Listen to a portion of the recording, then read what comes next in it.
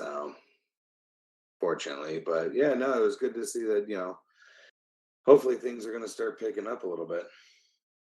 It seems like it. It seems like it. There's some new challenges. Like we were just on a call yesterday, and it's like they're trying to book some headline talent for a big corporate gala thing for September, but like nobody will commit to it because no one's rehearsed and has a show and has dancers and a band on staff. So it's like, the cold startup cost of getting the engine running again is a problem, but those are good problems to overcome. Yeah, I've had a couple. I was on that Todd Ludgren run down on Oh the yeah. south side, and that was definitely unique, right? Yeah, that Um, was cool. but yeah, there's definitely a lot of hesitation to start building any momentum to reopening, concerts and stuff because no one knows, right? And Yeah. Well, even it, talking to some of the outside people, they're like, "Yeah, we want to, but what's the point of holding a gig at Wrigley if we can only have 5,000 people there?" yeah, totally. And I think it'll be as they start to relax that. It's funny too because like talking to some of the agents, the profit margin is like if they don't sell 85%, then that's 85 to 100% is where all the money's made.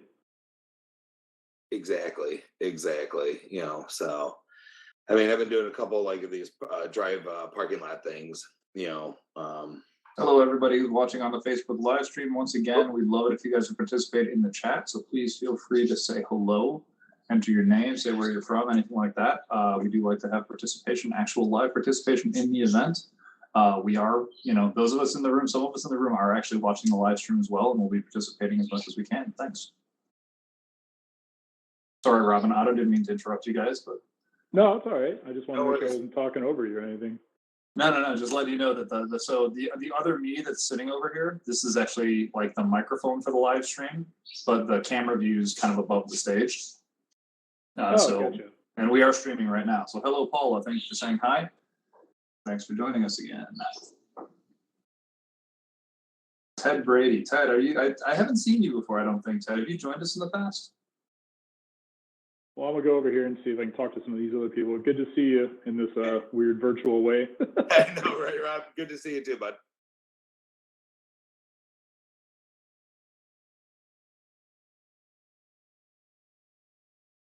Who's in here? Jay is in here. A lot of people. Excellent. Kayla's running around. Hi, Kayla.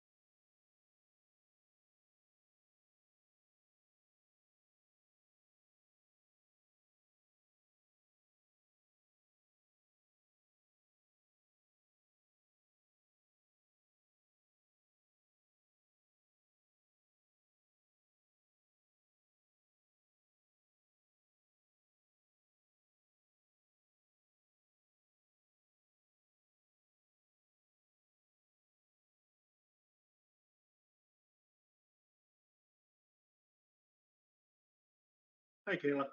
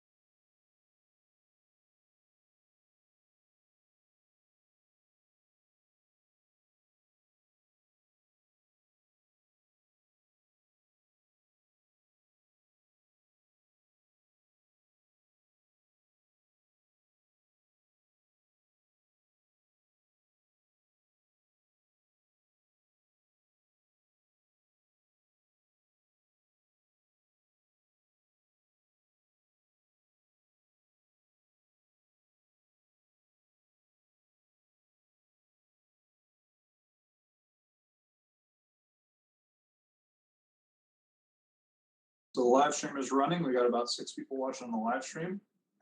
A couple Great. of them are regulars. We got Paula watching, Paula Weigel, and Scott Lynch are watching.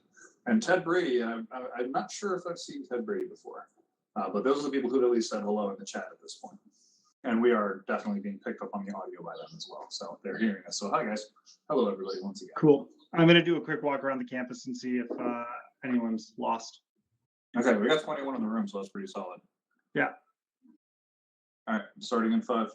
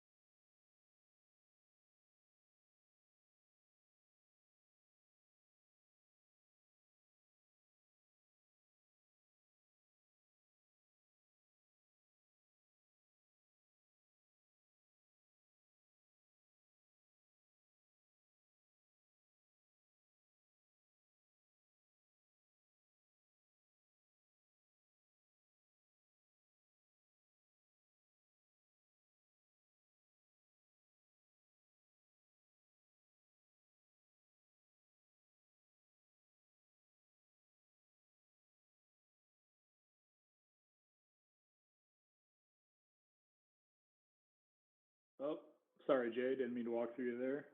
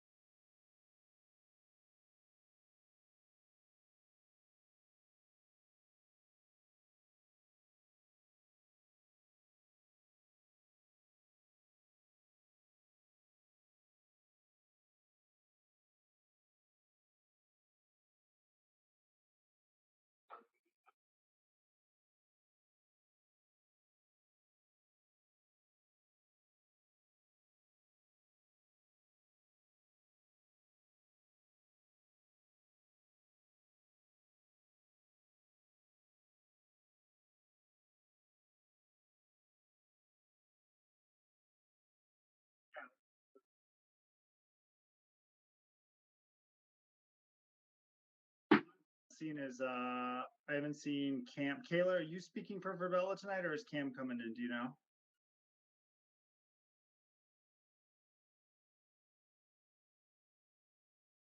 So sorry, I thought my mic was on, but it's not going to be me. I'm just in here watching and making sure everything goes smoothly. Got it. Is Cam in the world? Hey, Chris, get started, and if he gets here, I'll try and message him. Okay, cool.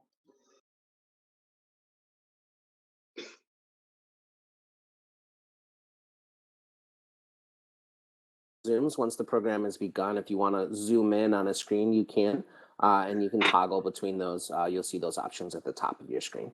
Hello, everyone. So I'm going to do a couple of things here. The first thing that I'm going to do, we're going to get started. So I'm going to add some seating in. So if everyone does want to grab a seat, if all of my presenters for the evening want to start heading up towards the stage, that would be great. Seating is in place. You can click on a seat to sit down if you want. And I heard Tom already mention to everyone that at the top of your screen, you'll see a screen zoom menu, and that'll allow you to focus in on any one of the three screens if you want to see that content a little more clearly. The other thing I'm going to do right now is I'm going to mute all of you. And I'll explain how that's going to work when we get to like Q&A and stuff like that later on. So again, I just want to say welcome. We are live streaming also to Facebook with this event. So everyone on Facebook, hello. And once we get to the question and answer or any sort of portions where there's any interaction, you are welcome to use Facebook chat. We will be monitoring that so that we want you to feel like, of course, you are part of the event. Again, I've already mentioned that we added the seating in and that everyone in the audience has been muted. You can see at the bottom left your mic symbol. It should be red right now with a cross through it. The one button on your keyboard is a push to talk. So if you do need to talk for a minute, you can push down one or you can unmute yourselves, but we've asked that everyone stay muted, until we're actually interacting with you. When we do get to the Q&A portion of this, I'm going to ask everyone that you use the raise hand function in Verbella so that we know that we should call on you and you can unmute. And that is in the bottom of your screen right next to the chat window. So if everyone, we can practice right now, who here has not been to a VRAR event before? Go ahead and raise your hand. And we got a few new users. That's great. And you can go ahead and lower. And everyone who has been to an event before, go ahead and click that raise hand. And it seems like everyone's got it going on. Perfect. So again, welcome to the Facebook audience. Everyone, you can go ahead and lower your hands. And you all know where those screen zoom tools are now if you want to focus in on content. The first thing I want to explain about the event is we've been doing this for a while now, 4 years. Everyone knows we've been doing it in Verbella since about, I want to say, July. We've been in this space. Our focus on this whole thing is really on the audience. And, this is sort of meant to be an intro into the technology and sort of what's going on, especially with live events. And this type of tech. So we really want to encourage, this is mainly focused around Q&A and stuff like that. Sorry, 1 second. Hey, Blake, you keep switching seats. If you don't mind, stick around in the one seat. Thanks. Great. The presenters here are going to really be up here for a pretty short time and just sort of give you an introduction quickly to sort of the work that they're doing in the space. What this is really focused on is, like we mentioned, this Q&A at the end. So we want you to be able to sort of take your next steps in learning about implementing these technologies, especially a chance to connect with each other, with the speakers, with us. Again, we have our Facebook, Twitter, LinkedIn, and Instagram links are all available. You can see them up on the screen. And it's, like I said, it's really about you and being able to connect and take your next steps into immersive tech. So the first thing I want to do is thank our sponsors. And the first sponsor that I'm going to talk about is Bundle AR. And I don't actually even have to talk about it because Lauren from Bundle AR, she is their, I believe, Chief Marketing Officer is her exact title. Lauren's going to come up here and say a few words about Bundle AR. Lauren. Oh, Lauren, are you here? I saw you earlier. Matt, do you want to come up and say a few words about Bundle AR? Sure. I don't see Lauren in the room anymore, so I guess maybe she lost her internet connectivity. That's okay though. So yeah, my name's Matt Wren.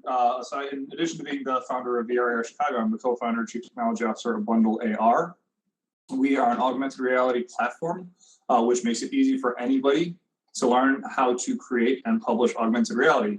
And I do mean anybody. If you know how to make a PowerPoint slide, you can create augmented reality using the Bundle AR platform.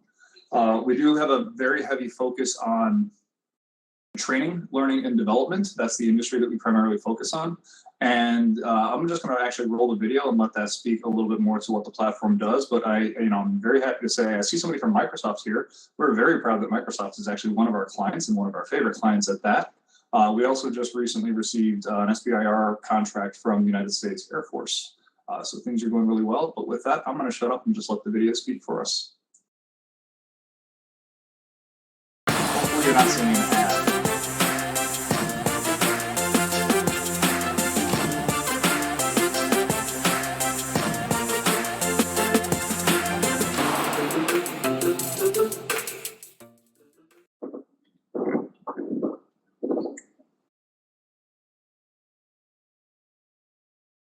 Until now, creating augmented reality was hard. All right, I'm not going to play it because I can see, at least on the live stream, it looks like it's coming across as a commercial from YouTube. So thank you, YouTube, for that. We'll be finding a different way to share videos in the future. But with that said, yeah, that's if anyone has any questions about Bundle AR, I'm happy to answer them. I'll be around all evening. Feel free to connect with me or reach out to me afterwards as well. And with that, I will stop and let us go to the next sponsor. Go ahead, Chris. All right. Although I might be introducing the next sponsor too, depending on who's here. Yeah, so the next sponsor that I was going to talk about is 1871. 1871, a lot of people who are here are Chicago-based, know who they are. They are basically Chicago's technology incubator. They hold a very special place for us at VRAR Chicago because we were really kind of born out of 1871, and we hosted all of our physical events there when there were physical events. And they're pretty amazing. So if anyone, Matt, I don't know if you want to say a few words about them at all, but 1871 has been a great partner and a great sponsor since the beginning. Yeah, I'll keep it simple. I was looking to see if Rob actually joined. I know he had registered, so I was hoping to see, but he doesn't look like he's in the room. So with that, yeah, 1871 is Chicago Technology Incubator. Prior to the pandemic, there were approximately 400 companies located out of 1871 or based out of 1871. They were recognized as the best incubator in the world, actually, or related to universities as well. But with that, they have a lot of programs. They have a lot of features and capabilities for anybody looking to start a company or to grow a company and scale a company. They're very well connected into the Chicago community throughout, basically all sorts of businesses in Chicago and enterprises, as well as the universities in the city itself. So I would definitely suggest connecting with 1871 if you're in the area and considering or trying to learn about how to start a business, or if you're in the process of doing it. Great. And then lastly, our final sponsor, and I'm not sure if Cam's in here. I do not see him, but our last sponsor is Verbella, which is the space that we are all sitting in right now. They have, as I mentioned, hosted our virtual event series since July, and we also have our virtual offices in the space, and Cam is here to talk about Verbella. Hey, thanks, Chris, Matt, Tom. Yeah, excited to be here. You guys have a lot of experience running innovative, unique social experiences. So thrilled for the opportunity to partner and sponsor these engagements. As shared, VRAR Chicago also has a team suite with us, and I'm Campbell, partner manager of Verbella. So if you have any questions, here's my email. You can always find me on the sales and marketing floor as well under the Verbella offices. Thanks, guys. Great. So that's that. And thank you again to all of our partners and sponsors. And let's get started. So tonight we are talking about live events. This holds obviously a special place in my heart because I come directly from the events industry. Prior to all of this, that's mainly where my focus was. I was a production designer in that space, technical director. And once all this shifted is really when I started sort of getting introduced, partnering with Matt in VR Chicago, and sort of learning more about the immersive tech, specifically the VR, AR, spatial computing, XR stages, all the things that we're going to talk about tonight, and how that is really getting implemented into the live event space. That being said, with live events, one of the great things about live events is that I think we've always sort of aimed at this sort of immersive experience for our audiences. I think it's one of the goals that we've always had. And the fact that the technology now is starting to catch up with, the technology is starting to catch up with sort of that goal that we've always had across storytelling and those sorts of things for audiences. It's really exciting to see what's going to be happening in the future. One of the people that we worked with in the past, he talks about this thing that he thinks is going to be this breakthrough point for this technology, which he's calling sightline convergence. And it's basically going to be that point at which the technology gets good enough that wherever it is that we're looking at all times, we have the ability for sort of this digital overlay on top of the physical world, and that the two worlds are going to be combined without having to think of them as separate at all. And he's basically saying that once that point happens, it's going to be really exciting for the future, and it's going to happen in an instant, right? It's going to be Tim Cook getting up on stage. It's going to be someone like that just saying all of a sudden that everything you've seen your whole life is about to change. And the next thing you know, right, those two worlds are going to be completely merged. And I think in the live event space specifically, that's going to be really exciting. And we can already see sort of examples of people, how that's really breaking through already. Everyone knows like all of these gaming engines out there like Fortnite and Roblox and things that are doing virtual concerts. You've got augmented reality making its way into shows. In terms of immersive tech and sort of augmented reality or this digital overlay on things, anyone who's seen, like lately, there's been a couple of Saturday Night Live performances where they end up doing this laser banding effect, which is really just sort of, it's almost like an augmented reality thing, right? Because it's creating an effect using, framing speeds with the video and sort of the lasers to create these effects that you couldn't create in real life. And so all of these things, I think, are just sort of converging into what's going to be really an exciting future. So to that end, let me introduce our first panelist, and her name is Lisa Werzinger. She is actually, everyone, you're going to have to give her a bit of a break because the time I made it was wrong, but it's like 1 a.m. where she is because she's in Austria. And it's great that we have two international panelists tonight. Lisa is an immersive and creative producer. She has been working in the VR space since 2016, and her work has a very strong focus on storytelling across all formats, and it's been featured at various film festivals worldwide. Her company, Go Inside VR, it focuses on 360-degree VR and AR content creation, XR consulting, art, music, event production. So really just runs the gamut. So welcome, Lisa. Hi, everybody. Yeah, thank you. We are AR Chicago, Chris and Tom, for having me today. And thanks also to the XR Women organization for throwing me on this panel.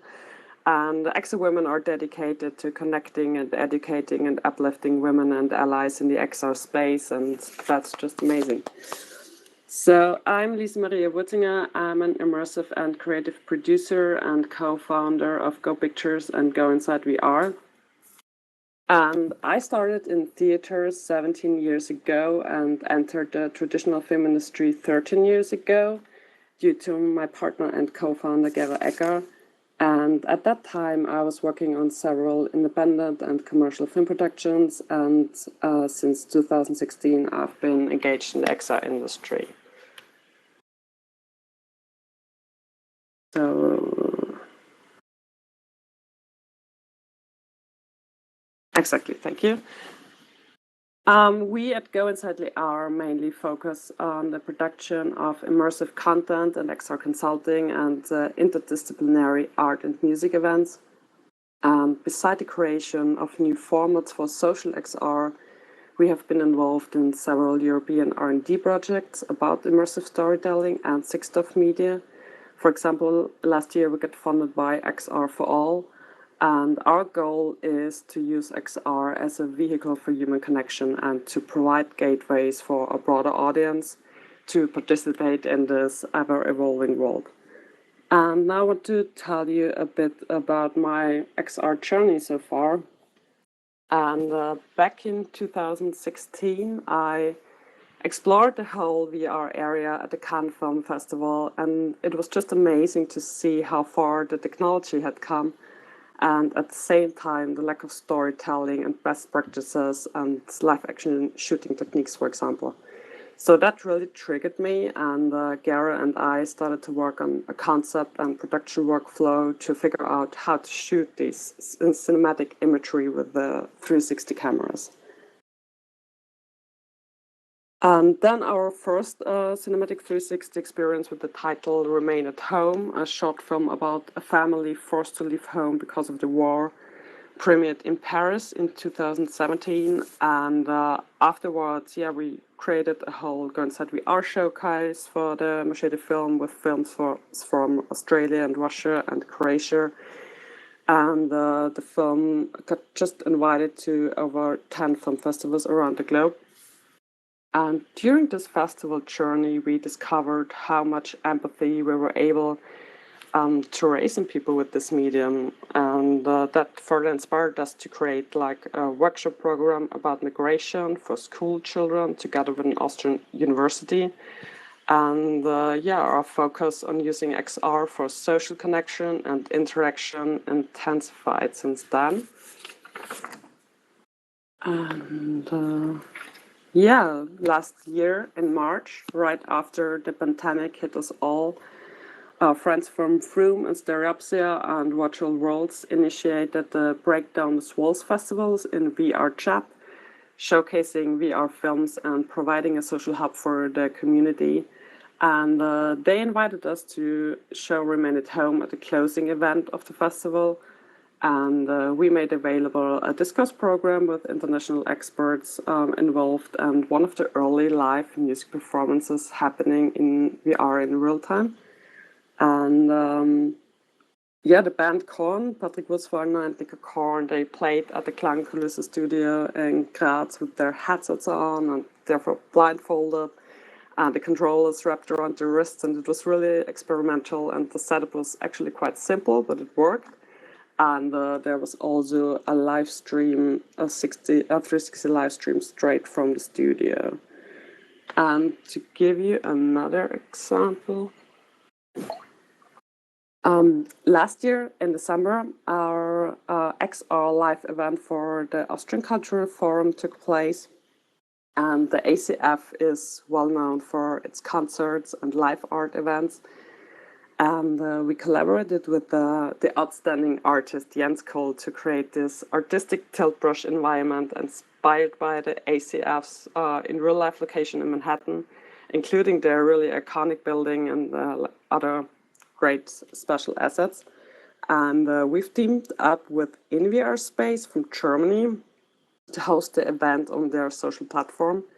And we had support from HTC Vive Europe and the US, and also from Animation Nights New York, with which we also do other events.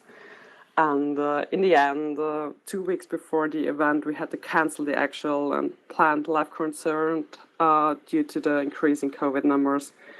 And it was a safety decision for crew and the artists. And but we decided not to cancel the whole event, but to redesign it and to create an immersive sound music installation instead.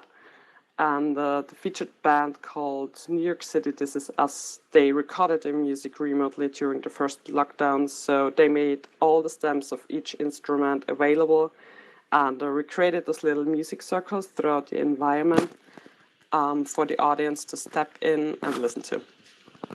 And the production process was quite versatile, from designing the world and the user journey and all its functions to the development and implementation process with the platform and all the tests, and then to remotely equip and onboard 15 people with HMDs in New York that I've never experienced VR before.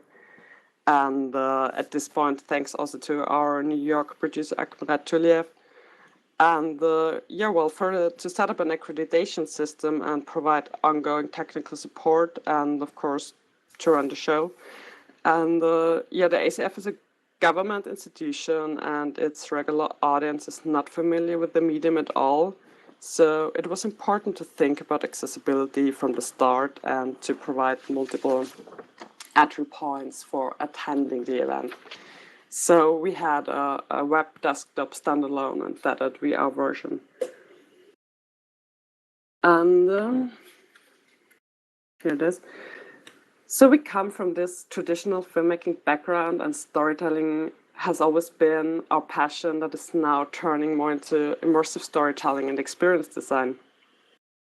And what our company drives the most is connecting people across the globe through XR and creating story worlds with a multi-layered experience.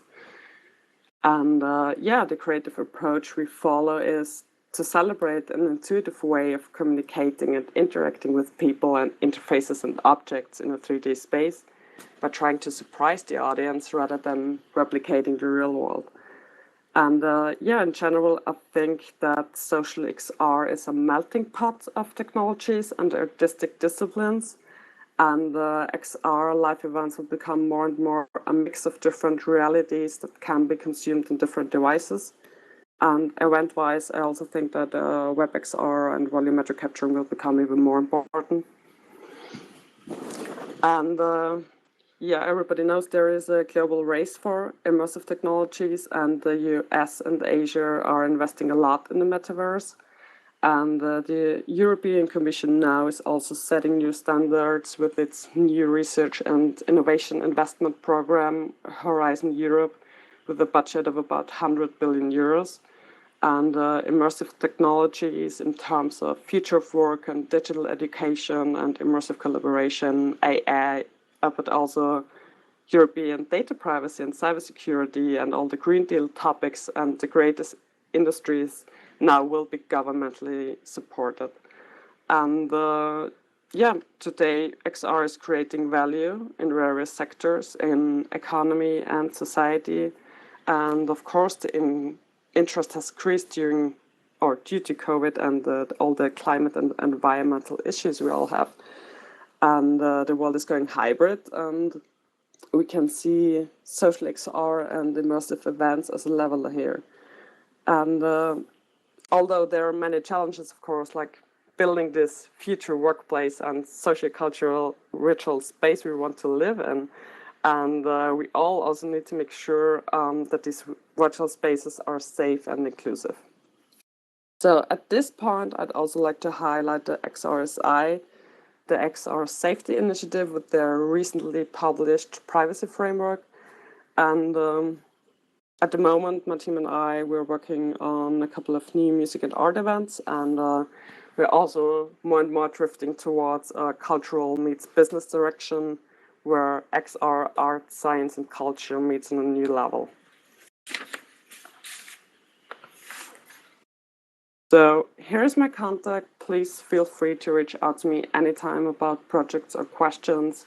And thank you very much for your time.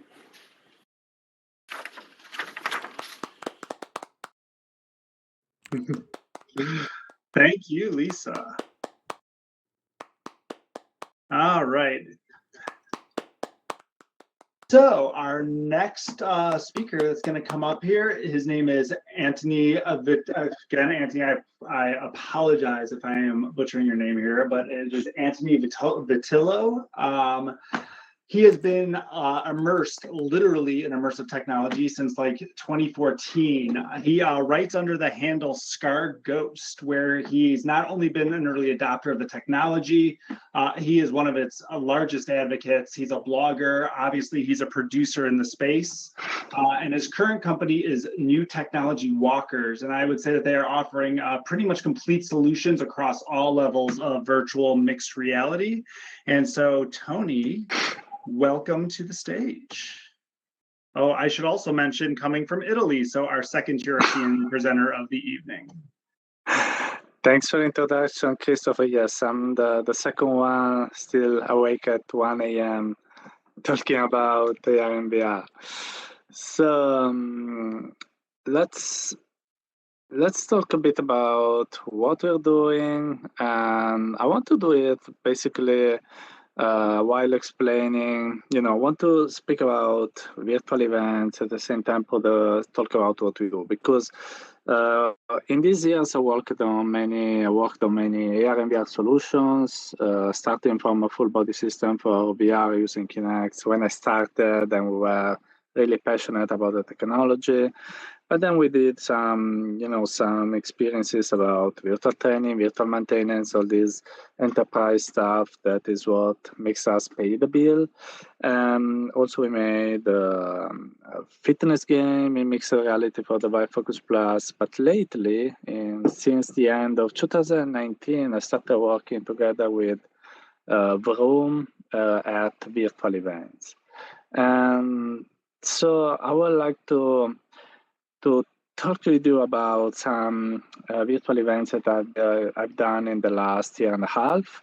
We started before the coronavirus pandemic, and actually, of course, the sector completely exploded after the pandemic because many artists, many festivals, many institutions were looking for a new way to offer their festivals when the physical edition was not possible anymore. So I wanted to present some notable works that we did in last years, while also answering a question about if virtual events are here to stay even after, when we'll return to the new normal, when probably this pandemic will be over. People ask me if there will be still a place for virtual events, and I think yes, thanks to the experience that I've garnered in this year and a half. So, for instance, the first event I want to talk you about that we did at the end of 2020, really at the end, because it was during the New Year's Eve, and it was this event called Welcome to the Other Side with Jean-Michel Jarre, that is like a legend of electronic music inside the virtual Notre Dame in doing a concert inside this cathedral of Notre Dame. And I think that this shows why virtual events are so powerful, because we were able to create an event with something that is completely impossible, because Notre Dame, luckily, is being destroyed by a fire, so it's not there anymore. And even if it was still there, it was impossible that a singer could just play electronic music for a New Year's Eve party. But in VR, all of this became possible. So we created this. We're like a team of probably around 10, 50 people working on it, really trying to create this amazing experience where you could really enter this cathedral, enjoy it again, at the same time have visuals with lights, 3D animations all around you. It was really an experience that everyone that lived it inside virtual reality said that was incredible. So this first reason why I think that VR offers something more, offers an edge over physical events or Zoom events. Another pro side is something that the people at Venice VR Expanded, that is a festival that we did at the end of last year, told us. So we had something like 16,000 people attending the Venice VR Expanded inside VR chat. It was very interesting because many people from the VR chat audience told us that it was one of the best works that they have ever tried. And it was cool because it was able to deliver the true look and feel of the real location in Italy where the Venice Festival takes place. That is in a beautiful island next to Venice. And it was nice because many people maybe could be interested in attending this event in northern Italy, but traveling will be too expensive and too time consuming. While thanks to VR, they could just join it by simply clicking on VR chat and opening it. So that was a great feedback that many people told us, and that's why the curators of actually the Venice VR Festival told us that they're thinking continuing these experiments, at least with a hybrid event, even in upcoming years, because using VR let them have a new kind of audience joining from all the parts of the world. So not only the usual people that are super interested about festivals, but a new kind of people joining it. Another nice festival that we did always with Jean-Michel Jarre was in June, and this was like a crazy adventure when in 3 weeks, we organized a concert in Virchat without starting from scratch, without knowing the artist, without knowing anything, and we had to deliver for the French Fest of Music, and it was called Alone Together. It was during the first wave of the pandemic, and the sense of it is being together in virtual reality while being alone at home in lockdown. So it was a very fascinating concert. We invited some VIPs to attend it from the VR communities, and what people said while attending it was a blast. They said it was really a party. It was like being at Coachella while staying at home. And especially the feedback that we had is that people watching it in streaming had not the same cool experience that people that were there inside virtual reality, enjoying the concert in immersive way. So that shows you that there is an edge of having a VR event and not just a video streaming of an event that is happening somewhere, because you can really immerse the user in something new. And this was an event that had many problems actually, and because it's not easy to do VR events, but the result for who enjoyed it was very nice. Another performance that we did, and this should be probably one I've almost finished talking about the sample events that we did, is Flame. And this was another thing that we did. We presented it at the Raindance Festival, I think, and it was a mix. It was like ballet. There was a girl dancing, and she was dancing in a real location at the same time in the virtual world inside VRChat. So it was a hybrid performance between happening both in the real world and the virtual world.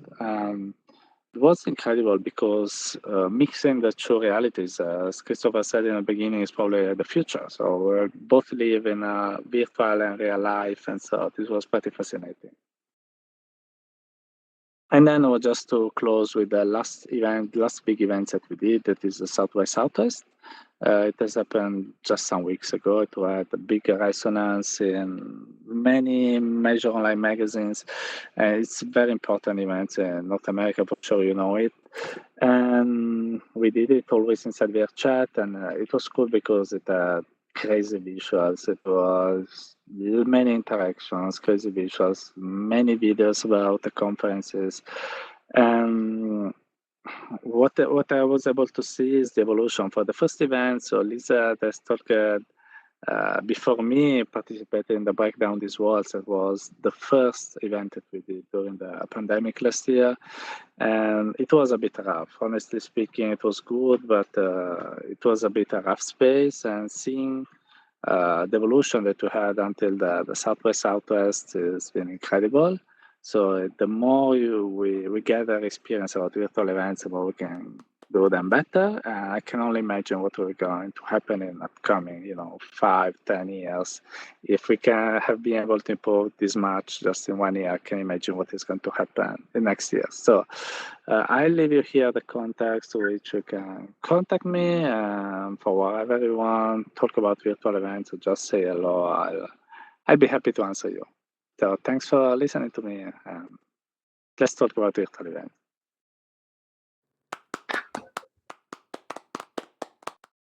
Thank you, Tony. Thanks. Great. One of the things that I love that both of them actually touched on is, anyone who's been doing virtual events lately and has basically just been stuck in a well-organized series of Zoom meetings knows that audiences right now are longing for this sort of next thing, especially when it comes to virtual, and that spaces like this, obviously, and then anyone who hasn't actually thrown on a VR headset yet and felt what that actually feels like. I think once it does become more and more mainstream, it's really going to be kind of amazing as these worlds converge. And to that end, our next speaker is Dan Kaharchik. Again, I apologize if I butchered her last name there a little bit. Dan is a senior designer with Pulse Studios. I was actually introduced to Dan and Pulse a few years ago when I needed to convert some designs that I was doing into photorealistic 3D renderings. And at the time, they were already using gaming content engines. Everyone here, I'm guessing most people in this room, a lot of you would be familiar with Unreal and Unity and those types of things. And they were using those types of engines already for that type of work, which was a completely new concept to me at the time. Being a studio, they are mainly focused on content, and Dan can come up here and describe the projects that they are currently developing, including some pretty cool immersive spaces for events. Dan, welcome. Awesome. Thank you.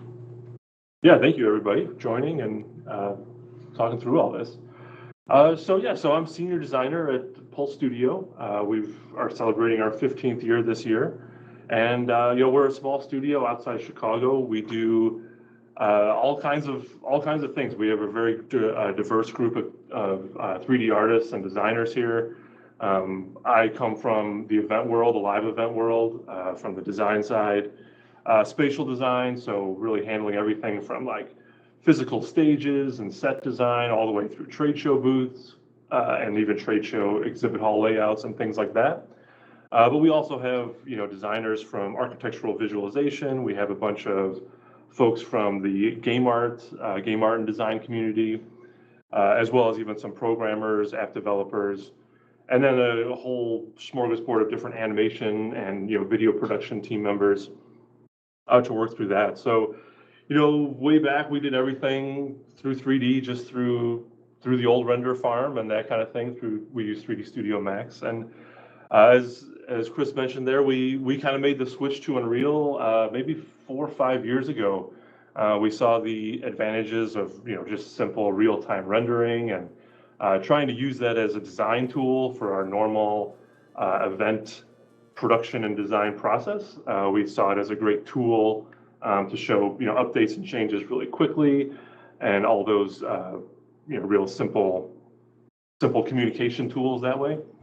But obviously, a huge component to that is like the VR components of it, and how that can be all ported pretty quickly to different engines for different apps and different software and different devices.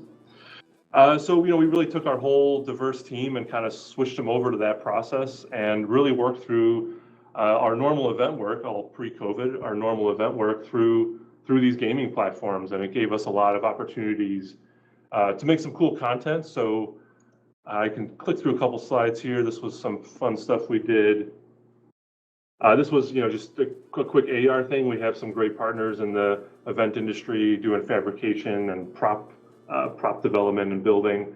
They created this really cool alien egg, if anybody's familiar with those movies. And of course, we made an AR app with the alien crawling out of it and jumping onto the screen. And this was a great tool for marketing and obviously just kind of engaging people in the live space. As you can see there, we had a little trade show booth, and even that company made a cool little holder for the iPad to even get people into that alien world even more. Quick 30-second or so experience, still engaging. We had sound and all that fun stuff. But really trying to take that skill set and apply it again to our event stuff. So if I go to the next one here, we really took the similar AR tools, and what you're seeing here is a trade show booth. So on the left there, we've got simple trade show booth we designed, and really found this as a great demonstration tool, a great way to show like creative concepts or products or ideas. So you're seeing, we can have our trade show booth just sitting on the conference room table, obviously blown up full scale down there in our parking lot. Try to take advantage of the virtual space. And what's nice here too is now that all these sales pitches for live events, now that they're starting to creep back a little bit here and there, they're kind of a little more familiar with this technology. So we're able to say, hey, instead of sending us 32-dimensional renderings and still shots of your structure, your space, your stage, whatever it is, we're trying to leverage some of these AR tools and some VR tools into some of that sales space and getting people to try them in their offices or their homes, wherever they are, just to try to sell those creative spaces and concepts a little more a little more immersively. You'll see that we have a little product there, a little vehicle demo, very similar, a little more in depth, changing colors, probably stuff you guys might have seen before. But again, just kind of a more immersive, engaging way to show people designs and concepts in a more interesting way. On the right there was actually a pretty cool one. It was for a satellite company. We created a fairly robust scale model, we called it, of some terrain. The satellite company has satellites around the world. So we kind of show things from the Arctic to the desert to an oil rig, and created this really cool immersive scale model of this map where you can zoom in and out and learn about what their satellites can do and how they all communicate to each other. And then obviously close up of the satellite as well, and the planet that shows their network of satellites. This was great as a sales tool. So this was great to pitch the idea, but they actually use this in a live trade show space. This was in the center in their booth. Everybody could walk up with preloaded tablets to engage in all that. But again, what's really interesting now is all those trade show booths went away. They kind of stopped using it. And now they're able to actually kind of send it to their clients or send it out for people to try on their own and access it remotely, which is really interesting because you can kind of get the same, if not more, engagement by just taking the similar thing we were doing in the live space and trying to make it more packageable to get out to more people. Switching over to like the VR side of things, we've also, our team of gamers here and programmers, we've definitely made a few games ourselves. These are just some screenshots of a simple kind of football throwing game we've done. This was definitely used in the live space, but interestingly, again, people are starting to ask about it for people trying at home or for a virtual event to have some kind of gamification or at least some access to some games that people could try at home. We can all rebrand this. We can totally customize it to whatever company the brand is or event branding. A simple game, you throw a football, scores. We had a leaderboard, trying to just drive that engagement. We've reskinned this for more of a rugby game, I think for a European audience. So we do a lot of customization like that based on the target and the audience we need to do. I think we also have like archery games and a couple other just VR mechanics, simple mechanics that we try to create a cool, like immersive, engaging experience off of. Like I said, some of this we built with the intention of like, oh, this could go up in your event and put it out in the exhibit hall, and everybody walks up, throws their headset on, and tries it out. But all that went away really fast last year, and now we're starting to get a little bit more interest in trying to have people access that remotely, which is a great use of assets we already have there. Moving to the next one here. So this is kind of an interesting approach for us too. What we used to do obviously was a lot of live event stuff. And now that certain companies here and there are starting to ask about them for next year and trying to feel out what our world's going to be in the next coming year and what that means for live spaces. We are seeing some interest again in trying to convey our designs, our spatial designs, in a more virtual way. So, what I show here is just really one example. We've done a ton of events, but this was kind of a gaming event. There was a trade show component, kind of an exhibit, networking, demoing environment. And the bottom there, you'll see, of course, there's a big general session space, big screens and that kind of thing. They are starting to talk about doing this again, reaching back out, trying to plan these for next year. So we are kind of right there trying to be at the front of the technology to say, well, instead of just showing 30 2D renderings, why don't we actually let you walk around the space? So this was actually a live real-time rendered interactive walkthrough where we could package up, have people try remotely, and instead of saying, look at this picture for the event that you will pay a lot of money for, why don't you actually walk around it? Why don't you see what the sight lines are and see what the flow is like? How many people you can fit in there, trying to take advantage of the technology as some of these live spaces and things like that start to come back. And then next one here, these are just some more examples. So we've done, again, we do all kinds of event design from trade show to stages, like I said.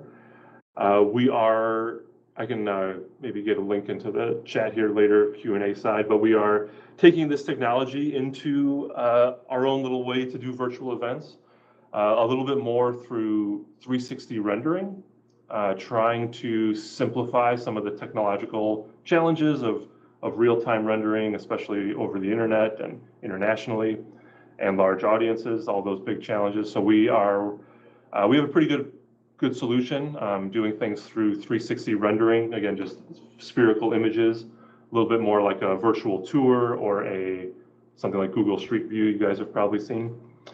So these are just some examples of spaces we've designed and how we can really take the same technology, same software we've been rendering at, same sort of design process, thinking of virtual or thinking of engagement in event spaces. And instead of trying to do something real time, trying to capture, lighting effects and fog and smoke and all that kind of stuff in a real time way, we can pre-render it and capture 360 photography, doing more of a point and click tour through the spaces. We are able to still have, networking tools integrating with Zoom and different chat tools we have, certain things like all the analytics and login processes, backend databases, we can do all that stuff. But with a much more customized and still 360 immersive front end, visual side of things. So, I'm excited to talk with all you guys too, as we get through these presentations of what you guys are interested in, and I'll drop a link in the chat here to some of our virtual event offerings. But yeah, feel free to ask me any questions or reach out with anything you want to talk about. Excited to dive in.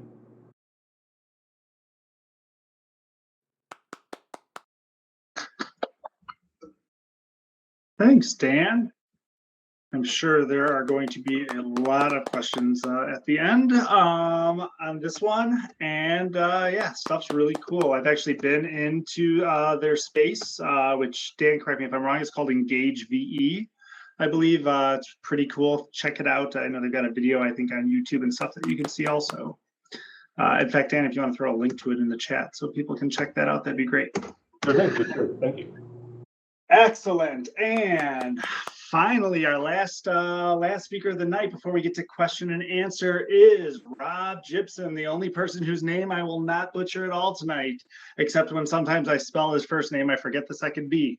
Rob is a lighting designer, production designer that I've personally known for decades. He is also representing Chicago. In fact, his company's name is So Midwest. Prior to 2020, I mainly knew him as designing tours for bands such as some of my favorites, actually, Incubus, Weezer, Train, Fall Out Boy. I have this very distinct memory, actually, of Rob being the first person to ever show me a 3D visualizer for programming lighting. So basically like a 3D computer interface for you to do all of your lighting prior to ever getting to the physical space on site. So almost a precursor to what we are talking about today. Rob is definitely not one to ever shy away from technology. And with the events of this past year, I actually remember some social video conferencing that we were having sort of at the beginning of COVID. And Rob in the background experimenting with Unreal Engine camera tracking, like he had a jib set up in his one office while everyone was having drinks. Rob was sitting there geeking out. And it seems like all that tech has now led him to a bunch of the projects that I'm sure he's going to be talking about here. So, Rob, welcome. Yeah, thanks for the intro there, Chris. Yeah, we're a little bit different than all the other presenters, and I want to thank all the other presenters for their time tonight and for getting together and doing this. We're a production design company, so what does that mean? People engage us for sort of the creative on live events, whether it's trade shows or corporate shows or concert tours or sort of, immersive live experiences. Obviously, all of that went away in March of 2020. So, we kind of got thrust into what was already a fledgling, kind of thriving community. And, we were looking at how to use our knowledge of how to tell a story visually and how to help a client realize their communication and get their messaging across in these new mediums, right? Everybody sort of sprung into Zoom and other online places. And then, next thing we know, it's forced some of our entertainment industry partners and technology kind of into the forefront. It's funny, Chris talks about the visualizer from back in like 2003 or 4, but, it blows my mind that Unreal Engine 5 is like a trending topic on Twitter a couple, like last year. And it was like, wow, the technology is so crazy. So we've sort of sprung ahead here and developed some what we're terming extended reality events, right? So what I would consider the environment we're in right now is virtual reality, but we're sort of taking live performers and transitioning them into virtual spaces. My presentation that I sort of had tonight was just sort of to walk through a little bit of how that happens. So it's going to be a little more kind of nuts and bolts, thing. But let's dive in. So yeah, that's a little about me and our studio, and that put too many slides in here. So the first sort of way that we've been approaching this stuff is to take people on a Chroma environment and build the sort of geometry, the same thing Dan was talking about, building these environments and these worlds, which as presentation tools to our clients, we've obviously been adept in the 3D world, but now sort of transitioning that into a way that it can be presented on these, 2D screens and spaces. So we're doing that, and then that sort of, builds into a thing. So here's an event that we did over last summer where, we were sent all of this Chroma footage, and we sort of had to build a stage and an environment for this event. And I'm actually just going to skip to the next slide here, and that'll just show, let's go ahead and play this video, Matt. And, so this will show. Greetings, my fellow MDRT members around the 2020 annual meeting and global conference virtual event in session.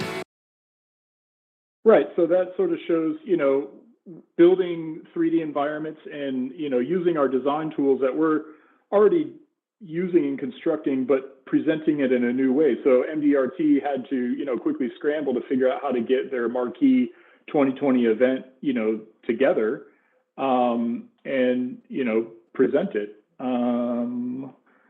So, and then another sort of way that we have been experimenting is in the live event production industry, we're terming extended reality. So this works with using camera tracking and a sort of LED display that people are surrounded by, right? So there's a LED floor, there's LED walls, and then we are able to draw in with the media server the rest of the 3D environment. So we actually had set up and built a couple of stages in Chicago and done some events. And this relies on just having the camera be known where it is in the render engine. And then as the sort of real camera moves, it moves the virtual camera inside, but then we can composite what the camera's seeing, the actual performer and the presenter live there. So I'll go to the next slide and we'll kind of walk through that. So this is just a quick breakdown of how that works. So we have a small, display surface, LED floor, LED surround. We might have some real physical, tangible, scenic elements in there, but unlike the Chroma workflow, all of those things are captured in camera in real time. So there's no compositing, there's no keying. It's all just happening in the box. So when we add the background image there, you can see that gets added and what the camera sees and tracks. And then this is what we call set extension, right? So everything that's beyond where the LED volume actually is, the machine draws it in to composite the entire image. And so this is kind of how that works in the what we call the front plate or the augmented reality. So we may add items in front of the presenter that's actually on the LED surface, and then we'll have the sort of the presenter plane, and then we'll have what we call the back plate. And then that all comps together like this, so that you have your real physical, tangible sofa that was in the image. We have the augmented reality object that we're sort of drawing on top, and we have our presenter, and it all brings it together in one image. And we'll go ahead and play this video, quick little breakdown of it. So that's showing, you know, we have the LED stage, we have the performer and the props, then we have the tracked camera, and we draw in the set extension, and then we see what the camera sees, what we call in-camera, or the in-camera effects, and that all gets comped together in that sort of breakdown, and we have a full image there. And then the next slide will be some of the projects that we worked on this year. So this was at a studio that we built. Sorry, in I'm late. Chicago. My stepwife was nagging at me, but sorry. Let's go ahead and play this Yeah, video. sorry I'm late. I had to give birth.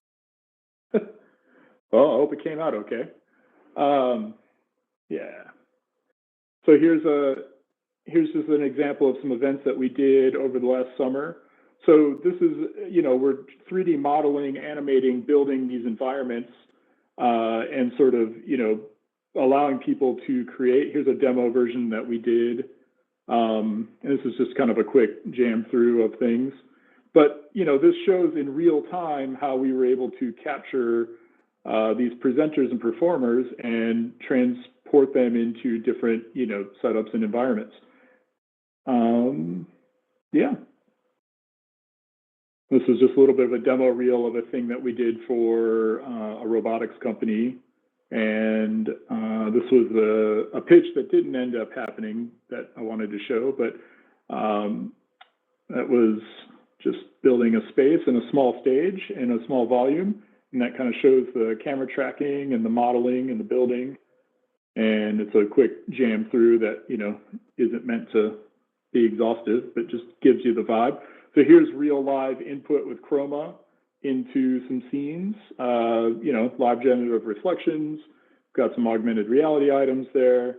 And then, you know, you can really design these environments to be anywhere you want. Here's a project that we worked on for Fox Sports where we helped put real augmented reality fans into empty baseball stadiums. And we animated the fans and worked on most of the models and some of the production element stuff with TV trucks. And yeah, I realized that all went way faster than I thought. Sorry about that. But obviously would be glad to talk to anybody about any of this stuff. So here's our socials and our website. And thanks for hanging out a little bit with me.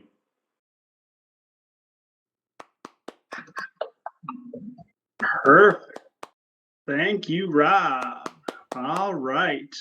Yeah, really cool stuff. I think the XR stages, that's something that we were hearing a lot about towards the beginning of this. And it seems like that workflow and everything, people like Rob sat in their offices and experimented and built things. And it looks like it's coming to fruition. A lot of you might have seen it. I know there's some artists that have been using it also. I know Katy Perry had sort of an XR setup for something, and that there's been some others also. So pretty cool. So at this time, I'm gonna actually ask my brother to come up and run the Q&A along with everyone.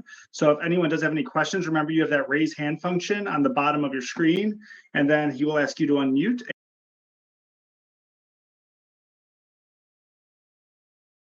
I just lost you, Chris. You cut off your own mic before you were done talking. But anyway, if the presenters wouldn't mind, actually, if you guys want to come up and just join me around center here. What I'm going to do, first of all, before I do anything, is I'm actually going to, for our live stream folks, I'm going to go back to getting rid of the slide. Give me a moment there. I'll get the slide out of your view. For those of you who are watching on Facebook Live, we want you to participate live as well. So please feel free to join in the Q&A. If you chat in the Q&A, I will see it. So Johnny and Alba, I did just see that you wrote interesting. Thank you very much. For those who are live in the room, the way the Q&A is going to work, let me make sure, it looks like everybody's in the camera shot, so thank you very much. We're going to ask that you raise your hand. When you raise your hand, I will call on you. At that point, please unmute your microphone, ask your question, and then remute yourself. And I see that there's a hand raised, but it's not actually showing it to me right now. So if that's you, Katrina, who has your hand raised, do you mind putting it down and trying to re-raise it? And that should show up. And unfortunately, I am not seeing that. There we go. So Katrina, if you want to go ahead and ask the first question, go right for it.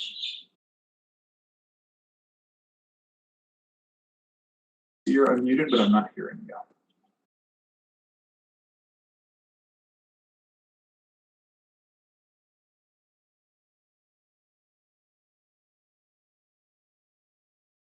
It's like you're typing. Can everyone in the room hear me?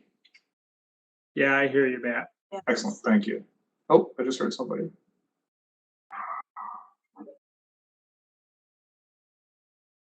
All right, Katrina, feel free to type your question and I'll get to it. If anyone on the Facebook Live, there we go. What tech stack do you recommend for VR gaming? I'm going to throw this one first of all to Tony, just because I know he's probably got the most experience out of everybody here with it. Yeah, so it depends a lot on what kind of game do you want to create and what is the audience, what is the final platform. For instance, there are some people that try to do. Sorry. Okay, for the Oculus Quest. Then, if this for the Oculus Quest, yes, but usually for mobile devices like the Quest, Hey, people... can you speak American, please, for us in the back? Thank you. Okay, Yeah, so this is, frankly, let me actually take. I just kicked him. He's out of the world. He's gone. All right. Okay. So one of the things that Rebella has been dealing with today, and this is actually one of the things we should talk about when it comes to live event platforms. Obviously, this is an open forum. This is an open space, which means that anybody can come and enjoy it whenever they want. The problem that you run into when you have a space like that is ultimately you get people who decide to come in and just try and be disruptive. It can happen anywhere. It can happen in live events too. We've had this happen in the past in live events that I've been in. So, you know, the nice thing about live events is you can always just put security and kick people out of the room.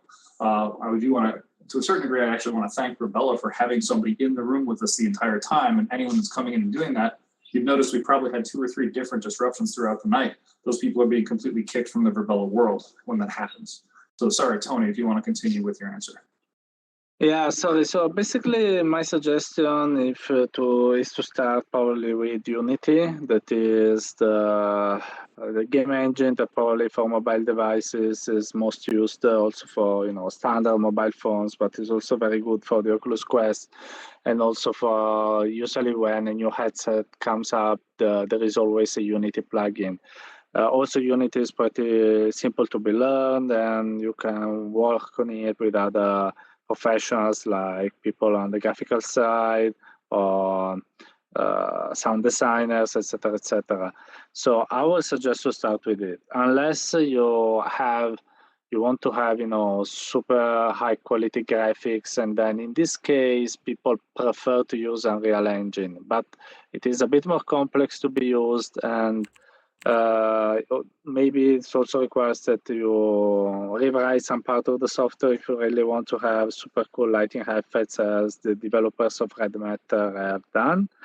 So basically my suggestion is use Unity unless you need super high quality mega graphics, and then it's better that you try with Unreal Engine. Yeah, that's great if you learn in C# is. My suggestion, sorry if I take another bit of time, is try to find on the Unity Asset Store some plugins that can make your life easier, because the risk is that you develop everything from scratch, you reinvent the wheel. So for instance, we just made a project for consultancy for a third party, and we used a plugin called VRIK to have the full body of the user with inverse kinematics, or another plugin called Virtual Reality Interaction Framework to have the possibility of grabbing objects, throwing them, all these kind of things without having to develop this ourselves. So look on the asset store, look for suggestions about plugins that already do what you want to do. So you can cut out really a lot of development time by using what other people have already done. Excellent. Blake, do you want to try unmuting and asking your question? How much dedicated WAM do I need to add to the server? Sorry? how does for the server RAM for the server? For doing VR development? Yeah. I mean, you can do VR development. So Unity isn't like, as Tony mentioned, Unity is an open platform. It's available. You can download it for free. Unreal, I'm not sure. I think Unreal is still free as well. They'll run on almost any machine. Now, obviously, the more performance you have built into the machine, the better it's going to perform. But it doesn't really require any special hardware to do it. I've currently got Unity running on effectively actually it is exactly, it's almost 10 years old PC, and it renders perfectly well. So you don't need special hardware to do game development. Obviously, the better you have, the better it's going to run.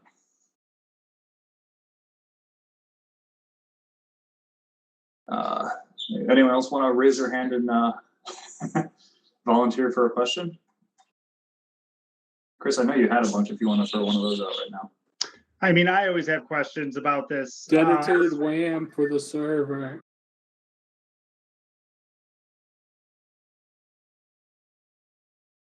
My questions really are around, so all the developers here, as far as the live events go, like, what do you think is going to be the real breakthrough in the space? Do you think it's going to be more on the virtual reality side with things where, right now, like I said, we've seen the Fortnite and the Roblox concerts and things like that. And do you think it's going to be people jumping into immersive worlds and virtual reality?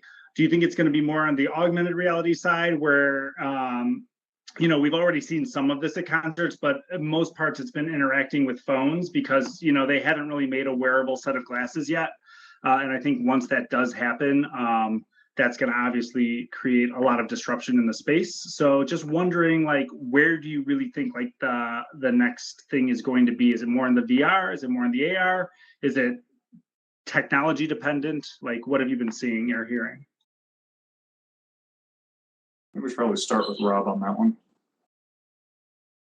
Yeah, I mean, we're being asked to, how does this stuff before COVID, how does this technology parlay into the live experience? And, we were heavily working with some folks to develop basically what would be the concert app. It was an app that you would pull down on your phone. We would have sort of beacons in the venue that would, get your positional space and do all of the perspective correction. And then you would have sort of, for lack of or easy explaining, we would have like Snapchat kind of filters that could go over what the phone was seeing, or you could sort of see a live stream of the lyrics as they were going by for the song. You could tap in and order your merch ahead of time and sort of skip the merch line, set a parking reminder. I think coming back out of COVID, that same sort of tech is going to be cool. And, but, a lot of the venues are developing that stuff to help you find your seats, or, proximity things so you don't get too close to other pods of people, or, even being able to order your concessions, completely touchless. So that's where I see it going. But as far as, doing set extension or being able to see augmented reality objects on top of what's happening live, that's where I see it going. And that's where we're pushing as, we return to in-person live events. It's going to be a blended thing. Yeah, I would actually add to that too. I think everyone's talking, the buzz is like the hybrid. What's the hybrid event? And I think I always kind of joke that I don't think anybody really knows what it is. It kind of depends on what you're trying to do and what you want to try to solve for.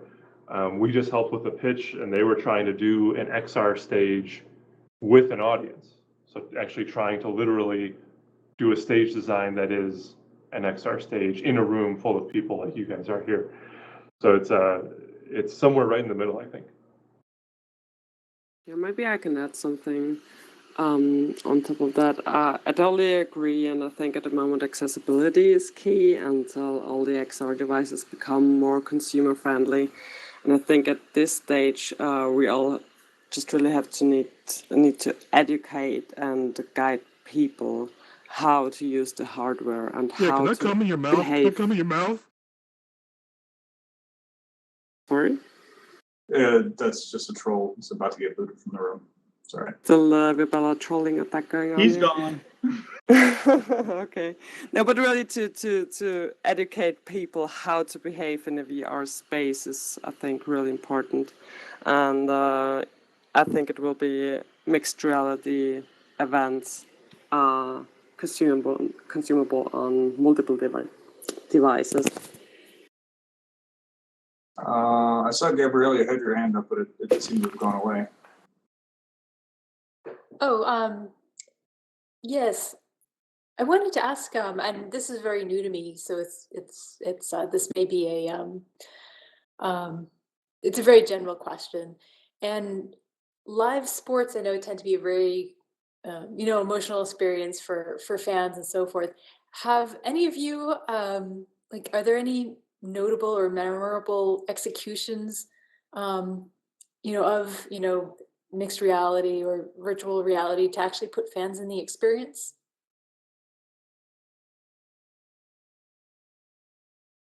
Someone else is going to jump in on this. The one thing that I've seen with NFL games, I think it was NFL games last year, there were a couple of situations where they had 360 cameras actually on things like the pylons on the, towards the end zone. And now I'm sort of a sports fan. I'm not really a sports fan, so I was it wasn't very exciting to me. But I have a friend of mine who was an NCAA Division I football player. He actually played for Northwestern. And he was, we were talking about this at one point, actually at 1871, and he was blown away by this. He was thinking that he's like, I would pay so much money to be able to, sit at home in my VR headset and be able to kind of like switch camera to camera to all these different 360 views around the field and actually just watch the game from the perspective of being on the field. And there were a couple of different, I'm trying to remember, Tony, you might remember, there was the company out of California that they sold, I want to say, right around the start of the pandemic, but they were focused very much on sports and concerts in VR. Do you remember who I'm talking about or no? I can't think of their name right now.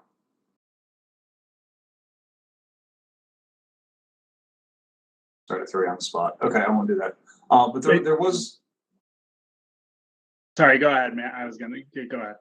No, but there was a company that was focused very heavily on content creation, and they were really working on the entertainment experiences for VR, very focused heavily on like 360 video.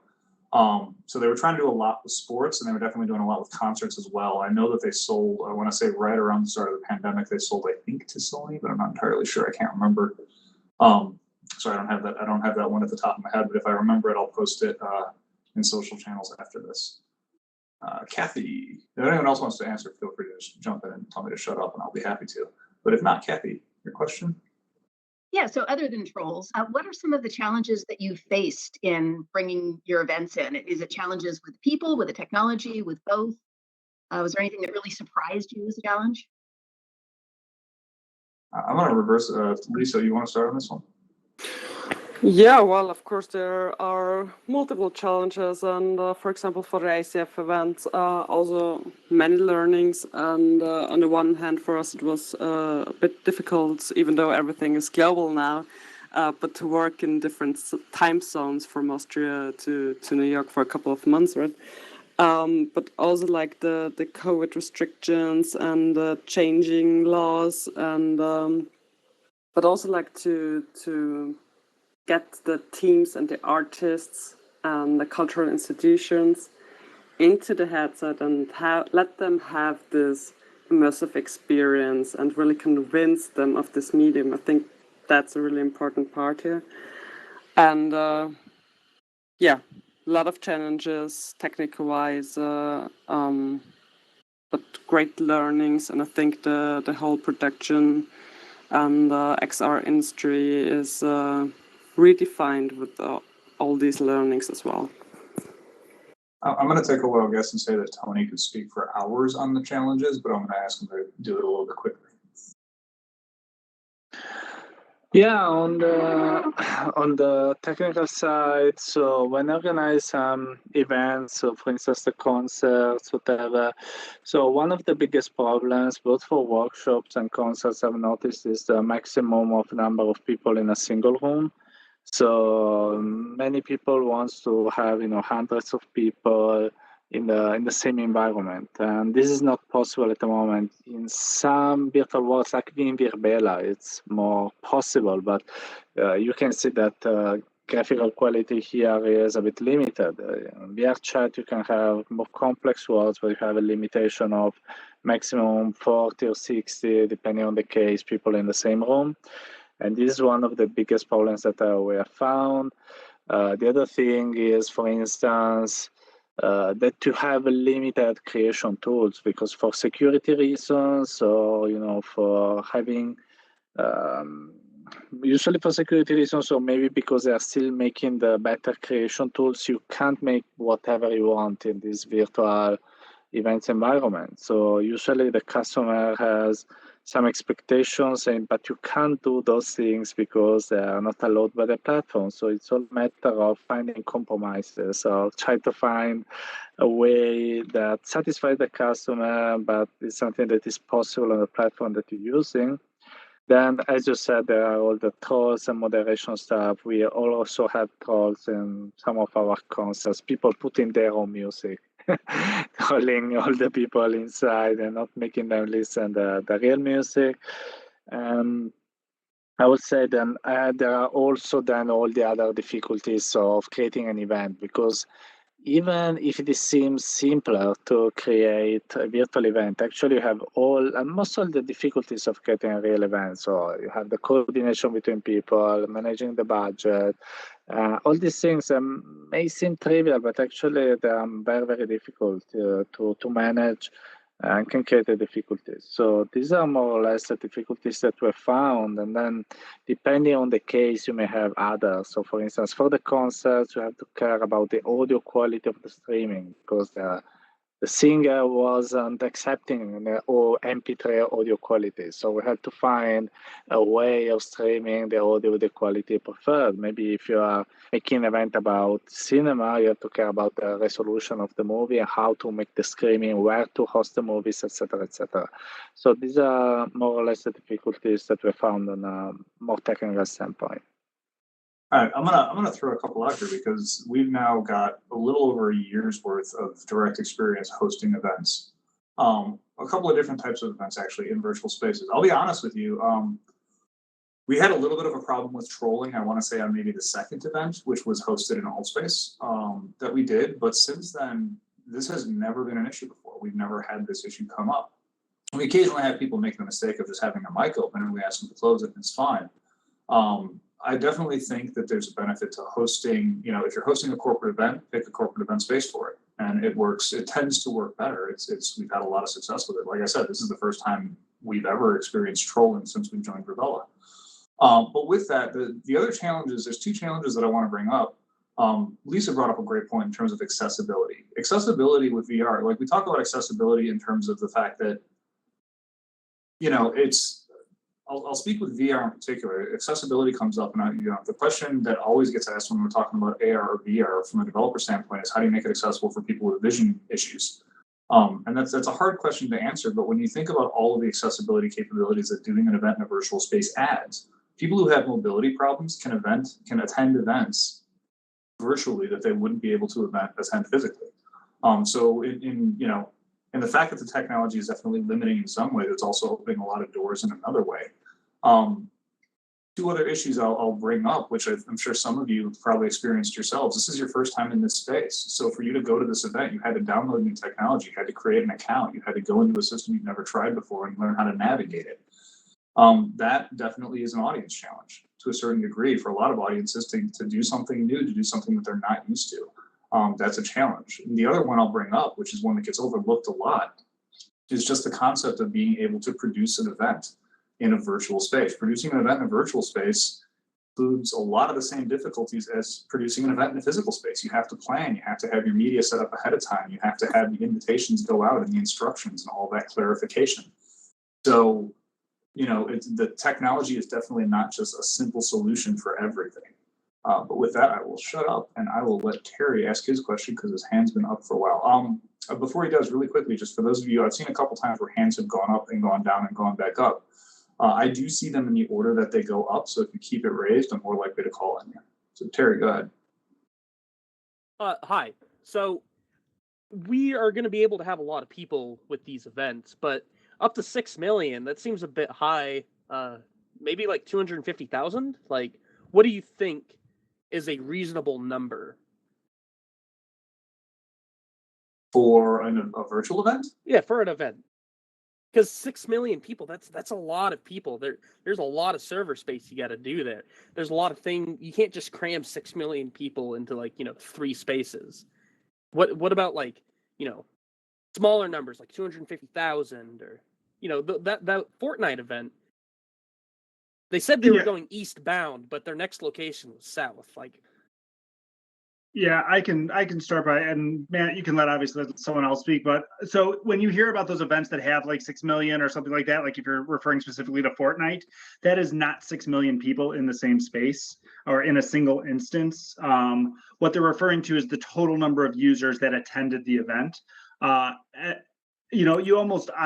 let someone else speak here, but I almost like to think of it almost like the real world. There's no way that we would try to jam, even when we're jamming like 2,000 to 3,000 people in a room, right? You really have to think of what that experience is going to be like virtually, and if there's any reason to do it before you actually do it. So you almost want to think of it like a real world situation. I want to say with Fortnite, someone else could speak to this. I don't think Fortnite actually has more than I don't think it's over 50 people in a single instance. I'm not sure. So they couldn't put. Oh, sorry. I'm just following up. So you can't put that many people in a single instance because I'm assuming there's just technological limitations, especially of the time. Logistical limitations. Like, if those supply lines are being disrupted, I don't think we're going to be able to put that many people in a single camp or instance. Yeah, thanks, Terry. Go ahead. Actually, Anthony, I was going to say, Anthony, you're the one who's probably done the largest, like, simultaneous public event in space. Go for it. Well, technically speaking, putting millions of people in a single instance will be super complicated, apart from the server that should manage all of the data, but you should exchange too much data. And also, visually speaking, visualizing millions of avatars may be a problem for your graphics card, especially if you are on a mobile device. Usually at the moment in virtual events, speaking about ours in VR chat, as concurrent users at the same time, for instance, so the first Jean-Michel Jarre concert, we had like 2,500 users, something like that, at the same time inside VR chat. And they were split in rooms where at the maximum in every room there were 40 people. So the servers all together must handle 2,000 people, and in every room the synchronization between all users is at maximum with 40 people. That is anyway manageable using current standards.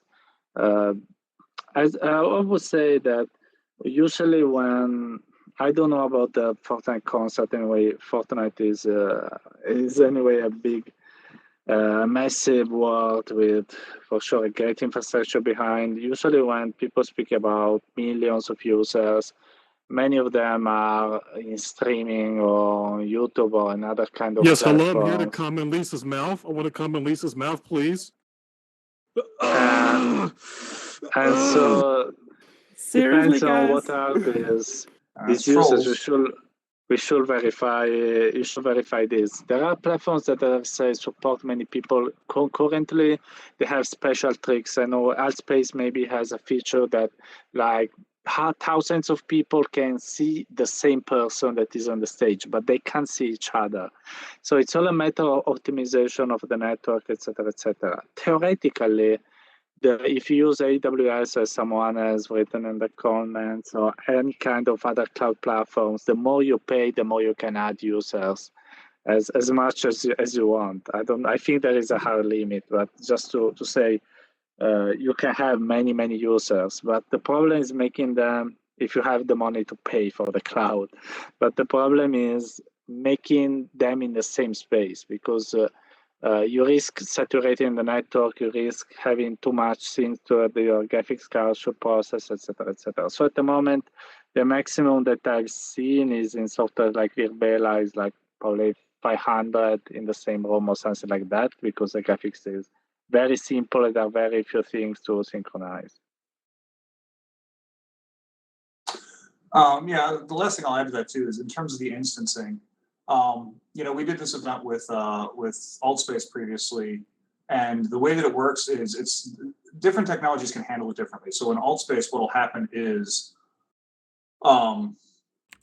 this particular what they'll do is effectively like the people who are on stage will be broadcast in multiple rooms, but the people in the audience will only be able to interact with the people within a small room. So maybe 20, 30 people per room, but they'll all be able to see the same people on stage. Whereas in Verbella, the way that they do is if you want to have 3,000 people in the same room, they actually drop down the fidelity of the individuals until you get to the people who you're very directly close to. So there's a lot of different ways to handle that from a technology standpoint. Nicole, I think we're going to let you ask the last question of the evening, and then we'll get back to open networking and open, open conversation. First of all, thank you all for speaking. This has been amazing, and this all is very new to me as well. I think my question would be for potentially either Rob or Dan. I work at a fabrication house in Chicago, and I'm just kind of curious because we see clients asking for more virtual elements incorporated in their set designs. What do you guys find more cost effective, going completely virtual, or do you find it more cost effective to do like a hybrid or doing more just complete fabrication in real life? Hopefully that makes sense. Yeah, I could jump in, pretty high level. I think a big part of how we think about it is what's the audience? What is your real focus and the real goals? So I can maybe let Rob get more specific, but if you can focus on a virtual event, that's the focus. That's where the money goes. That's where the work goes. Everyone's attention goes. You're going to get the best bang for your buck. And really the same is true if you say, hey, let's just focus on the live audience. You can just focus on targeting that one. So it really kind of depends, to me, I think, on who that audience is. If it's an international audience, hey, virtual is going to make a lot more sense right now.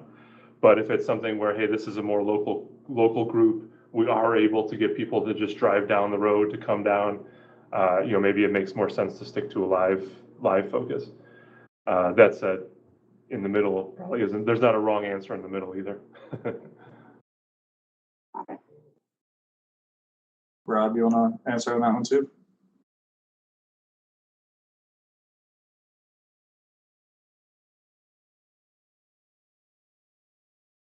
Maybe. No. Maybe? No? Yeah, I just, I know when we start to get into kind of renderings and 3D-dimensional proposals and things like that, with the amount of time and effort that takes to present something like that, I just wonder if sometimes it's easier to do in life fabrication for it.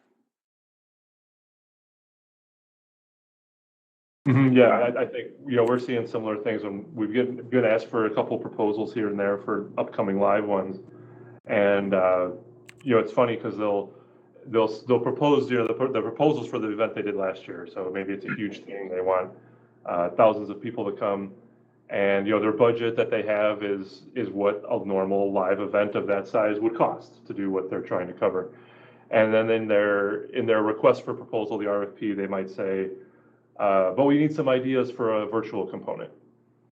And from the design side, from the experience design side, it's sometimes funny because you're kind of like, well, you want ideas, but you clearly haven't considered the investment it might take, or you might not think through the time it takes, the lead time of trying to do two things at once.